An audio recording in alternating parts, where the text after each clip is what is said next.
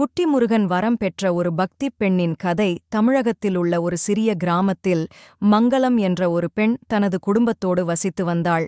அவளுக்கு திருமணமாகி 10 வருடங்கள் ஆகிவிட்டன. ஆனால் குழந்தை வரமில்லை. மங்களம் மற்றும் அவளது கணவன் சிவா இதனால் மனதளவில் மிகவும் காயமடைந்தனர். மருத்துவ சிகிச்சை எதுவும் பலனளிக்காததால் அவர்கள் இறைவனின் கருணையையே நம்பினர். ஒருநாள் கிராமத்திலுள்ள பண்டிதர் ஒருவர் மங்களத்திடம் வந்து கொண்டு கூறினார், மங்களம், சஷ்டி விரதம் மிகவும் புனிதமானது. முருகப்பெருமான் தனது பக்தர்களின் பிரார்த்தனையை நிறைவேற்றுவதில் மகிழ்ச்சியடைவார். நீ இந்த விரதத்தை 6 நாட்கள் கடைப்பிடிக்கும்போது முருகனின் அருள் உன் மீது குவியும். இதை கேட்ட மங்களம் தனது வாழ்க்கையின் கடைசி நம்பிக்கையாக சஷ்டி விரதத்தை கையாள முடிவெடுத்தாள். மங்களம் 6 நாட்கள் விரதம் இருந்தாள். காலை எழுந்தவுடன் நீராடி முருகனின் வலம்புரி சங்கு முன்னிலையில் விளக்கேற்றி வழிபட்டாள்.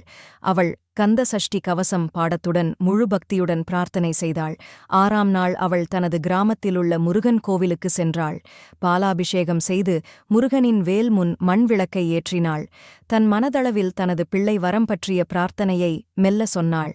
முருகனின் அருளால் நிகழ்ந்த அதிசயம். அந்த இரவு மங்களத்துக்கு ஒரு தெய்வீக கனவு வந்தது.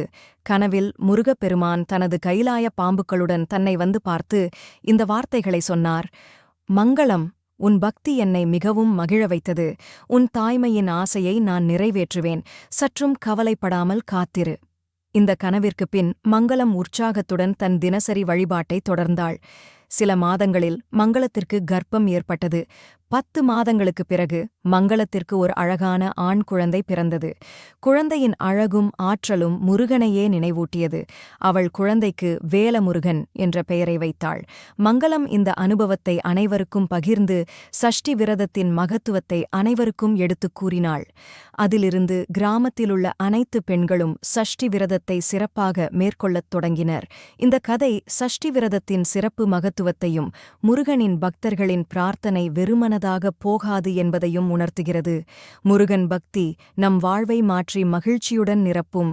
இந்த காணொளி உங்களுக்கு பிடித்திருந்தால் உங்கள் நண்பர்களுக்கும் உறவினர்களுக்கும் பகிரவும். சேனலை சப்ஸ்கிரைப் செய்யவும். முருகப்பெருமானின் ஆசி அனைவருக்கும் கிடைக்கட்டும்.